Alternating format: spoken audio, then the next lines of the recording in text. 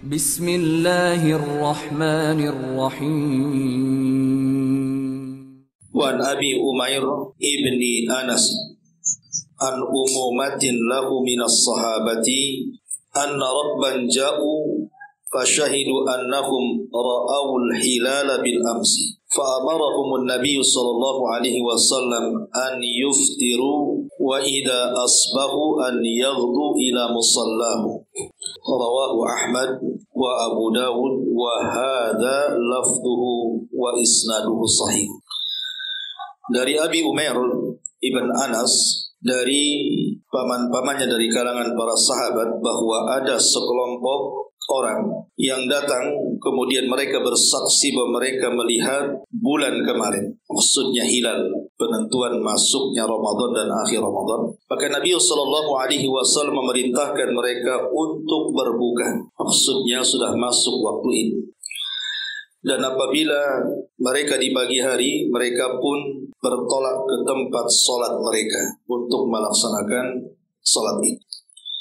Ma'asyiral muslimat yang dimuliakan Allah Subhanahu wa taala. Hadis ini bicara soal penentuan awal dan akhir bulan Ramadan. Bahwa penentuan awal dan akhir Ramadan itu ditentukan dengan ru'yatul hilal, melihat bulan.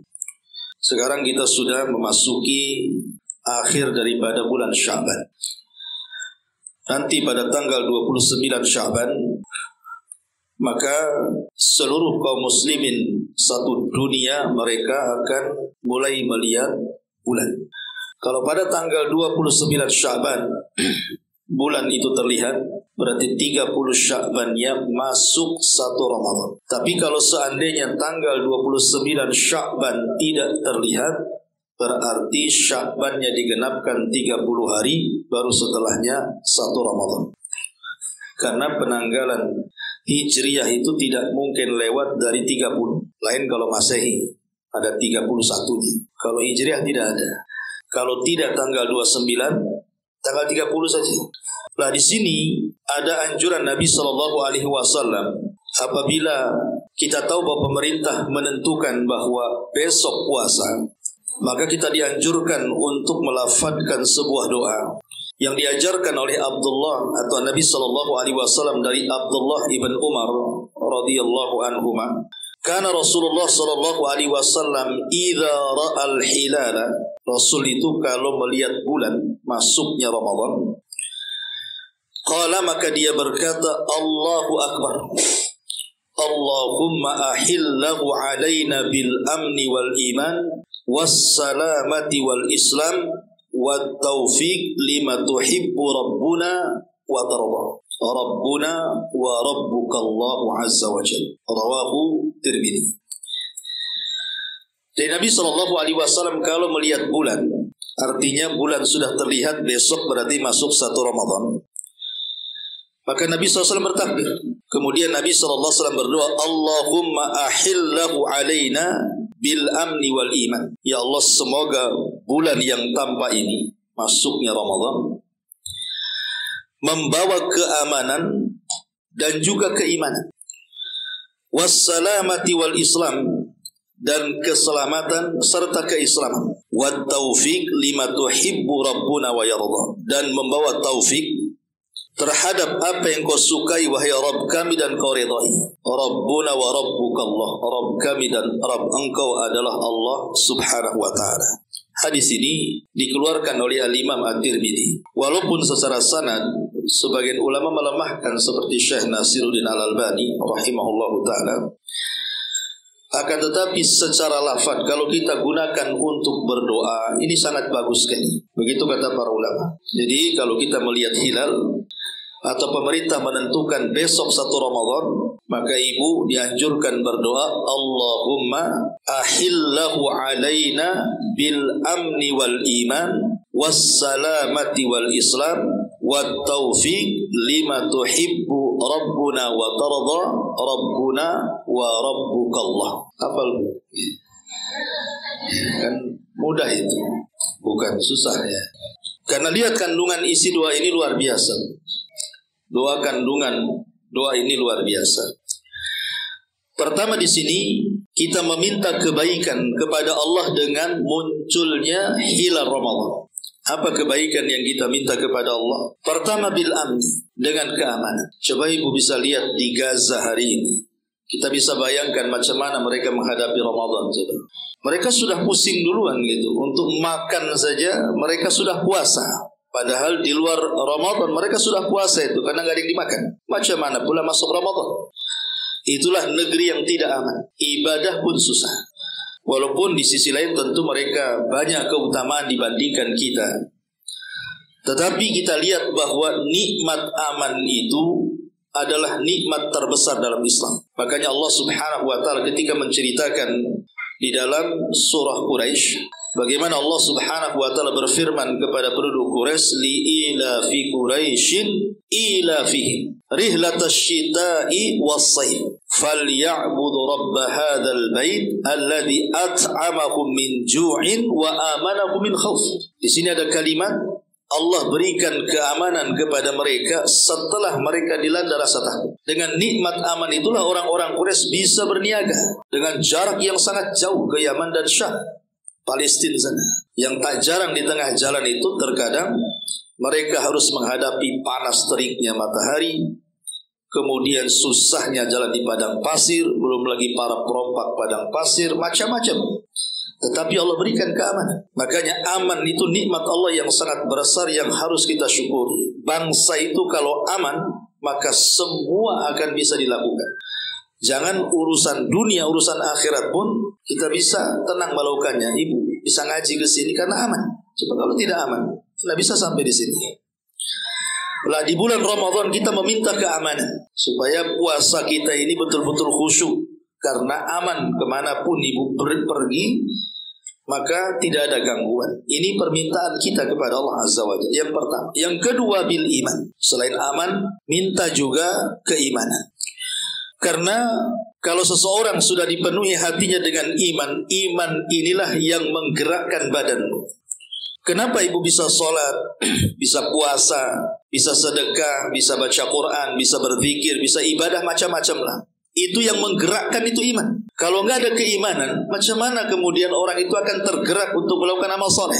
Makanya di dalam Al-Quran itu selalu digandingkan amal soleh itu dengan keimanan. Dan Allah dahulukan iman baru amal soleh. Karena yang menggerakkan amal soleh itu iman. Wal asri innal insana lafi khusrin illa alladhina amanu baru wa amilu salihat. Jadi yang menggerakkan amal soleh itu iman. Jadi kalau seandainya di bulan Ramadan hati kita dipenuhi dengan keimanan, ibadah apapun di bulan Ramadan itu kita bisa melakukan. Dan iman itu bisa bertambah dan berkurang. Kalau semakin taat maka semakin bertambah. Kalau kita bermaksiat maka semakin berkurang keimanan. Jadi ini yang kedua. Pertama minta keamanan, yang kedua minta keimanan. Karena dua-duanya adalah ketenangan. Baik aman atau iman. Kalau aman bicara soal negeri. Kalau iman bicara soal individu. Jadi kita dengan iman merasa aman dan negara juga aman. Kalau aman dua-duanya, enaklah kita beribadah kepada Allah Subhanahu wa taala. Kemudian yang ketiga, bisalamati wal Islam. Yang ketiga bicara soal keselamatan. Maksudnya keselamatan di sini adalah minal afati wasyurur. Selama di bulan Ramadan itu kita meminta kepada keselamatan dari afat. Afat itu sesuatu yang bisa menghancurkan ibadah kita. Ataupun syurur, keburukan. Jangan sampai di bulan Ramadan itu banyak keburukan-keburukan yang menimpa kita sehingga menghalangi ibadah kita. Ya, seperti umpamanya kesehatan, ataupun mungkin masalah-masalah ekonomi, ataupun masalah-masalah rumah tangga, anak-anak, tetangga, dan begitu seterusnya. Jangan sampai datang keburukan kepada kita. Kemudian juga oleh Islam. Dan Islam di sini artinya diberikan berserah diri kepada Allah Subhanahu wa taala. Karena Islam itu artinya al-istislamu lillahi bitauhid wal inqiyadu lahu bitta'ah wal bara'atu minasyirki wa ahli. Jadi Islam itu artinya kita berserah diri kepada Allah. Al-istislamu lillah dengan apa? Dengan tauhid. Kemudian ketundukan kepada Allah dengan apa? Dengan ketaatan. Dan berlepas diri dari seluruh jenis kesyirikan dan para pelakunya. Itulah disebut Islam. Islam itu terdiri dari 3 kata: berserah diri dengan tauhid, tunduk dengan ketaatan, dan berlepas diri dari kesyirikan dan para pelakunya. Kalau tidak mencakup 3 kalimat ini berarti bukan Islam. Nah, kita minta kepada Allah Azza wa Jal, betul-betul kita ini diberikan keislaman yang kafah di bulan Ramadan ini. Tidak melakukan kesyirikan, dan kita bisa mentauhidkan Allah di bulan Ramadan, dan kita bisa melakukan ketaatan selama Ramadan. Ini yang keempat. Kemudian yang kelima, taufik. Minta taufik kepada Allah Subhanahu wa ta'ala. Karena taufik inilah hidayah yang tidak bisa kita cari kecuali Allah menghibahkannya kepada kita. Karena hidayah itu ada 2. Ada hidayatul irsyad, semua orang bisa melakukannya. Saya, ibu bisa melakukannya hidayatul irsyad itu. Hidayah irsyad itu hidayah menjelaskan yang hak dan yang batil, yang ikhlas dan yang tidak, yang baik dan yang buruk. Kita bisa menjelaskan ini tidak boleh, ini boleh. Tapi apakah orang yang kita jelaskan ini baik, ini buruk, mereka bisa menerima? Mereka bisa sadar? Belum tentu. Kecuali karena taufik. Lah, taufik ini mahal harganya. Karena tidak semua orang diberikan taufik oleh Allah Azza wa Jalla. Termasuk yang menggerakkan iman, yang menggerakkan amal saleh, yang menggerakkan ibadah, kemudian masuk dalam Islam secara kafah, itu semua karena taufik. Makanya kemudian saking tingginya hidayatul taufik ini, saking mulianya hidayatul taufik ini, sampai kita disuruh meminta kepada Allah 17 kali dalam sehari. Ihdinas siratal mustaqim dalam surah Al-Fatihah setiap salat. Itu minimal untuk 17 kali dalam salat wajib. Belum salat-salat sunnahnya. Belum apabila kita memang sengaja membaca surah Al-Fatihah. Menunjukkan bahwa taufik ini penting, karena taufik ini yang menjadikan ibadah kita di bulan Ramadan diterima oleh Allah Subhanahu wa ta'ala. Makanya di sini Allahumma ahillahu alaina bil amni wal iman was salamati wal islam wat taufiq lima tuhibbu rabbuna wa tarda rabbuna wa rabbukallah. Inilah doa yang dianjurkan apabila kita melihat hilal bulan Ramadan. Pemerintah saja menentukan, biasanya pemerintah kan habis maghrib tuh menentukan tentang isbat ru'yatul hilal kan. Ketika Menteri Agama mengumumkan bahwa besok 1 Ramadan, maka kita dianjurkan membaca doa ini. Allahu Akbar, Allahumma ahillahu alaina bil amni wal iman was salamati wal islam wat taufiq lima tuhibbu rabbuna wa tarda rabbuna wa rabbukallah. Hafalah, saya sudah berapa kali itu baca. Saya dah hafal. Nah, nanti kalau ada hadiahnya baru mungkin hafal. Baik, ini faedah yang pertama dari hadis ini. Lah, penentuan awal Ramadan itu sama juga dengan penentuan akhir Ramadan. Jadi nanti kalau sudah tanggal 29 Ramadan, biasanya pemerintah sudah siap-siap itu ru'yatul hilal tuh, melihat bulan. Kalau pada tanggal 29 Ramadan terlihat, berarti 30-nya 1 Syawal. Tapi kalau tanggal 29-nya kok mendung, tidak terlihat bulan, atau mungkin memang sama sekali tidak terlihat, maka digenapkan Ramadannya 30 hari, baru setelahnya 1 Syawal. Nah, di sini dalam hadis ini Nabi SAW memerintahkan para sahabat untuk Idul Fitri ketika ada sekelompok rombongan orang memberitahu mereka melihat bulan. Maka Rasul langsung merintahkan mereka untuk berbuka dan besoknya langsung melaksanakan salat Id. Lihat, sederhana itu. Walaupun terjadi silang pendapat apakah satu orang yang melihat bulan itu cukup dijadikan hujah atau tidak. Sebagian ulama mengatakan cukup. Walaupun satu orang dan dia diambil sumpahnya bahwa dia melihat bulan, itu sudah cukup.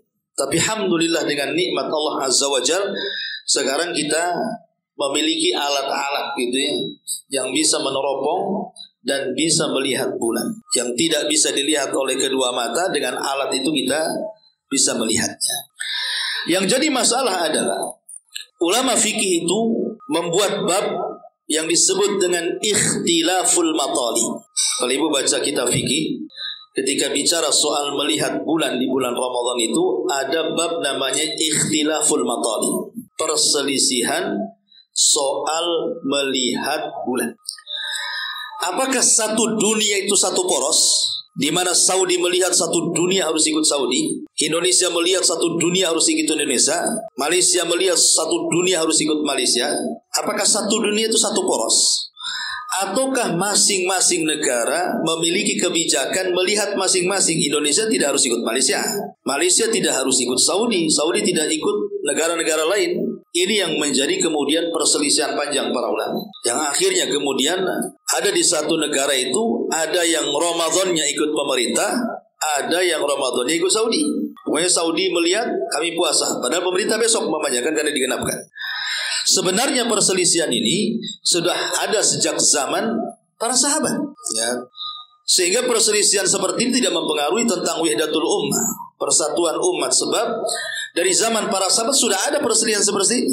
Contoh umpamanya hadis tentang Quraib Ibnul Harith. Jadi satu hari Quraib ini berangkat dari kota Madinah menuju Syam. Sampai di Syam ketika itu bulan Ramadan. Lah di Syam ketika itu yang berkuasa adalah Muawiyah bin Abi Sufyan. Lah orang-orang Syam dalam kekuasaan Muawiyah bin Abi Sufyan pada hari Kamis mereka melihat bulan. Berarti Jumatnya mereka berpuasa. Jadi mereka melihat hari Kamis tanggal 29 Sya'ban, kemudian Jumatnya 1 Ramadan. Maka orang-orang Syam berpuasa di tanggal 30 Sya'ban karena 29-nya terlihat. Mereka mengganjilkan. Kemudian di pertengahan bulan Quraib ini pulang dari Syam ke kota Madinah.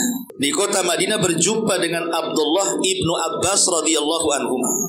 Abdullah ibn Abbas bertanya, ya, kepada Quraib ini, hari apa di Syam itu berpuasa? Maka Quraib kemudian menjelaskan hari Jumat. Kata Abdullah ibn Abbas, adapun kami di kota Madinah hari Sabtu. Berarti kan berselisih itu. Di Syam puasa hari Jumat, sementara di Madinah puasanya hari Sabtu. Jadi Quraib ini menyanggah perkataan Abdullah bin Abbas dan mengatakan, tidak cukupkah dengan melihatnya Muawiyah kepada bulan? Artinya kenapa kalian tidak ikut Syam? Tetapi Ibnu Abbas radhiyallahu anhuma mengatakan, hakadha kama amarana Nabi sallallahu alaihi wasallam. Begitulah apa yang diajarkan Nabi kepada kami ketika kami tidak melihat bulan, maka kami genapkan. Sehingga Sya'bannya 30 hari sampai Jumat, baru Sabtunya 1 Ramadan. Berarti di sini ada perselisihan. Syam puasa hari Jumat dan Madinah puasa hari Sabtu.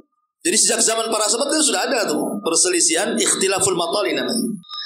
Lah yang seperti ini sebenarnya ketika membahas oleh para ulama, kenapa sampai seperti ini? Bukankah hadis Nabi SAW tegas-tegas mengatakan, sumu li ru'yatihi waftiru li ru'yatihi. Puasalah apabila melihat bulan dan berbukalah, maksudnya beridlah ketika melihat bulan. Ini kan umum.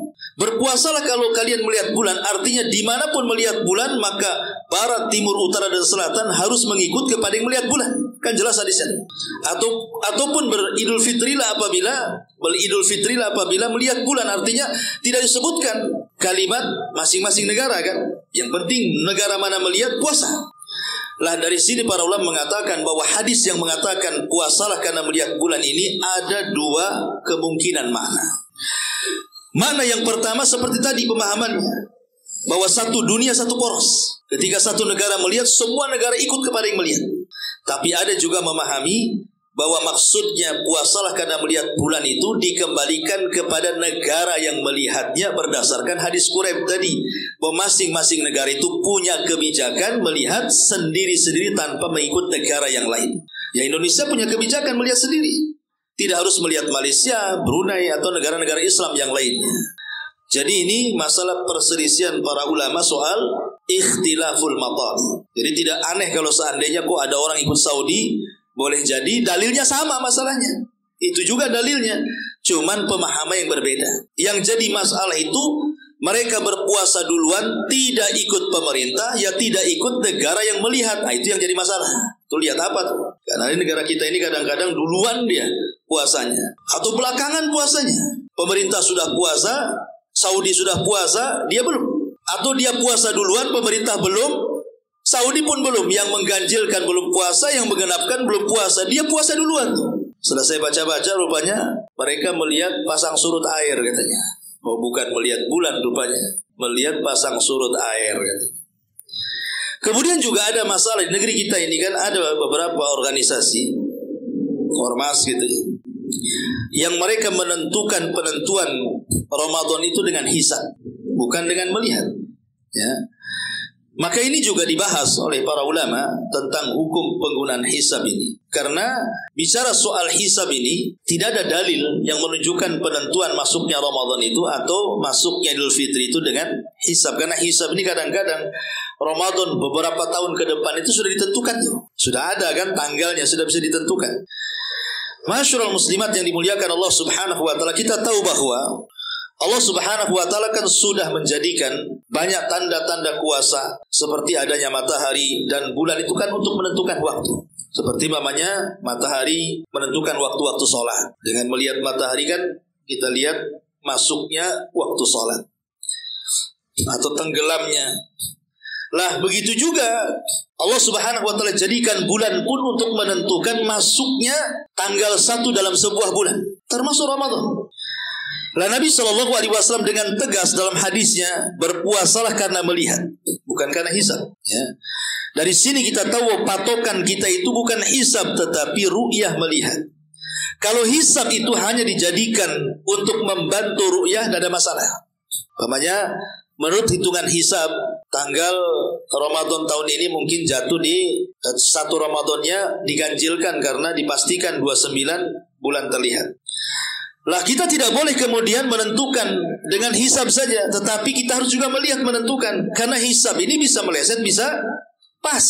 Namanya hisab, perhitungan. Kadang-kadang dalam hisab itu 29 terlihat, ketika betul-betul dilihat dengan alat rupanya tidak terlihat. Yang sekian derajat tidak bisa dilihat umpamanya. Sehingga tidak bisa dijadikan acuan hisab ini. Yang dijadikan acuan adalah kembali kepada hadis Nabi SAW. Tetap bahwa kita harus melihat. Dan alhamdulillah di negara kita ini masih menggunakan sistem ru'yah. Alhamdulillah. Ya, bahkan di beberapa tempat itu sudah ada mercusuar kan untuk melihat bulan kan itu ya. Artinya masih mengikuti anjuran Nabi SAW dan para sahabat. Karena Quran sendiri mengatakan faman syahida minkumus syahra falyasum. Apabila melihat bulan, artinya kan melihat, bukan menghitung, melihat. Yang melihat melihatlah begitu.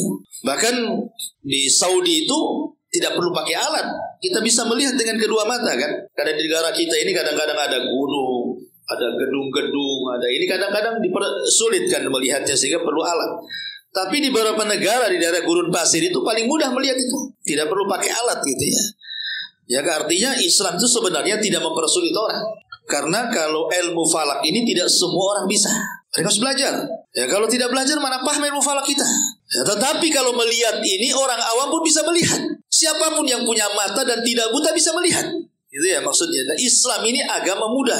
Nah sekarang kalau umpamanya ada orang hidup di gurun pasir, mereka tidak paham hisab, gimana cara menentukannya? Makanya Islam itu agama mudah, cukup dengan melihat saja kita sudah bisa menentukan besok Ramadan atau tidak. Maka disebutkan bahkan oleh sebagian lajnah daimah mengeluarkan fatwa masalah ini, bahwa penentuan hisab, penentuan melihat besok Ramadan atau tidak itu adalah dengan sistem ru'yah, bukan dengan sistem hisab. Tapi itu seputar ikhtilaf al-matali. Tapi kita masuk pada hadis ini tentang hadis Abi Umair ibn Anas ini, anna rabban ja'u, bahwa ada sekelompok orang mereka datang fasyahidu, mereka bersaksi annahum ra'awul hilala bil amsi, bahwa mereka melihat bulan kemarin. Fa amarahun Nabi sallallahu alaihi wasallam an yuftiru, maka Rasul sallallahu alaihi wasallam langsung memerintahkan para sahabat untuk berbuka, artinya masuk Idul Fitri. Melihatnya kemarin, hari ini kata Rasul jangan puasa, buka kalian. Maka wa idza, keesokan harinya, wa idza asbahu, ketika mereka di pagi hari, maka Nabi SAW mengajak para sahabat untuk berangkat ke tempat sholat. Musholla itu artinya tanah lapang. Tanah lapang, karena hadis nanti di hadis terakhir dari Bulughul Maram akan menjelaskan tentang sholat id dalam masjid. Tetapi hadisnya lemah. Walaupun secara fikih ulama berselisih pendapat tentang sholat id di masjid dengan di tanah lapang gitu. Mazhab Syafi'i mengatakan lebih baik di masjid kan lebih bersih.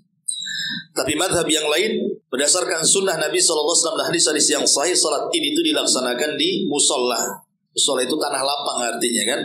Karena bagaimanapun akan lebih menampung banyak orang, termasuk juga keluar dari perselisihan ulama soal wanita haid boleh sholat atau tidak. Sebab kalau di Mesir kan perselisihan ulama, wanita haid tidak boleh. Ada yang mengatakan tidak boleh, mengatakan boleh kan. Tapi kalau tanah lapang kan tidak ada masalah. Datang aja ke tanah lapang. Baik mereka sholat atau tidak, yang jelas mereka mendengarkan khutbah. Dan itu bentuk id, mereka berkumpul di tanah lapang sehingga berjumpa salah satu yang lainnya. Di sini ada masalah tentang idza aliman nas anna yaumahum 'idun asna'a dzalikal yaum. Pamannya ibu menyangka hari ini belum id. Mungkin hidup di mana gitu, hidup di hutan atau apa mungkin kan, atau penanggalan ya. Mungkin dia disuruh jaga kebun, kita enggak tahu juga kan. Orang-orang sholat id dia sangka masih puasa. Ya, setelah pamannya siang atau sore baru dia mendapatkan kabar bahwa hari ini sudah Id.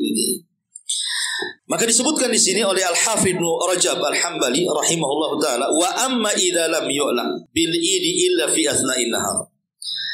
Adapun kalau tidak diketahui bahwa hari ini Id kecuali setelah datang siang hari, fa in ulima bihi qabla zawali syamsi kharaju min waqti wa sallu salatal Id. Kalau mereka mengetahui bahwa sholat idnya itu sebelum zuhur, maka mereka disyariatkan sholat id hari itu juga. Pemanya tahunya sebelum zuhur, jam 10 tahu, atau jam 11, pokoknya sebelum zuhur lah. Sebelum matahari itu zawal ke arah barat gitu ya, tergelincir ke arah barat, maka sebelum sholat zuhur berarti masih disyariatkan sholat id, langsung sholat kita ya. Tetapi wa in syahidu ba'da zawal fi asna'in nahar, tetapi kalau mengetahuinya setelah zuhur bahwa hari ini adalah hari Id, faqala aksarul ulama, maka kebanyakan para ulama berpendapat yakhrujuna minal ghad lis salati, nunggu esok lagi. Besok namanya kan ini sudah zuhur, artinya waktu ini sudah habis. Berarti kapan salatnya? Besok lagi. Ya, besok pagi baru kita melaksanakan salat Id. Lah ini juga berlaku kepada, mungkin ada beberapa orang yang bertanya kepada saya soal saya ikut pemerintah Ustaz, tapi ketika pulang kampung keluarga saya ikut organisasi tertentu. Kalau seandainya saya ikut pemerintah, maka akan jadi masalah dengan keluarga. Apalagi sholat id sendirian atau hanya satu keluarga, yang lain tidak, satu kampung menyelisih saya, tentu akan jadi fitnah ya. Maka ini pun pernah saya tanyakan kepada salah seorang ustadz juga yang lebih senior daripada saya. Maka dia mengatakan, menukilkan beberapa fatwa bahwa kita tidak perlu sholat, tapi kita cukup membatalkan puasa. Karena bagi kita id, bagi mereka bukan belum. Lah keesokan harinya kalau mereka sholat, baru ikut sholat. Untuk menghindari fitnah gitu maksudnya ya. Kalau ada madaratnya jauh lebih besar ataupun maslahatnya lebih kecil. Atau mungkin sebaliknya ya, orang ini ikut Saudi, pemerintah pula beda kan itu ya. Ya, walaupun kata Syekh Albani rahimahullahu taala secara dalil sebenarnya mengikuti satu poros dalam dunia itu lebih baik, itu yang kuat. Tetapi karena akan terjadi perselisihan dalam sebuah negara, maka mengikuti pemerintah jauh lebih afdal untuk menyedikitkan perselisihan di antara kaum muslimin. Artinya secara dalil memang jelas, berpuasalah apabila melihat bulan. Ini kan umum, dimanapun melihat bulan kita berpuasa kan. Secara dalil memang kuat gitu ya.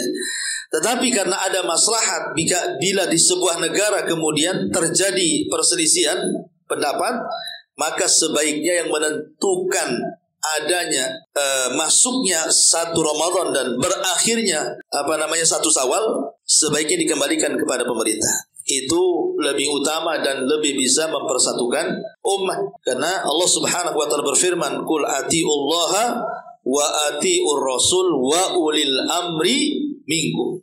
Taatlah kepada Allah dan Rasulnya, dan kepada ulil amri, maksudnya kepada pemerintah. Ini hadis yang pertama. Tapi masuk pada hadis yang kedua. An Anasin qala, kana Rasulullah sallallahu alaihi wasallam la yaghdu yaumal fitri hatta ya'kula tamara. Akhrajahu al-Bukhari. Wa fi riwayatin mu'allaqatin wa wasala Ahmad wa ya'kuluhunna afrada. Dari Anas radhiyallahu an, Nabi sallallahu alaihi wasallam dia tidak akan berangkat untuk melaksanakan salat Idul Fitri sampai dia memakan beberapa butir kurma kering, tamar, ya. Dan dalam riwayat Ahmad juga wa ya'kuluhunna afrada, dan memakan dari kurma-kurma itu satu-satu. Di sini berselisih pendapat tentang salat Idul Fitri dan Idul Adha, karena riwayat setelahnya dari Abi Burdah, dari bapaknya, dia mengatakan kana Rasulullah sallallahu alaihi wasallam la yakhruju yaumal fitri hatta yat'am wa la yat'am yaumal adha hatta yusalli. Rawahu Ahmad wa Tirmidzi wa sahahahu Ibnu Hibban.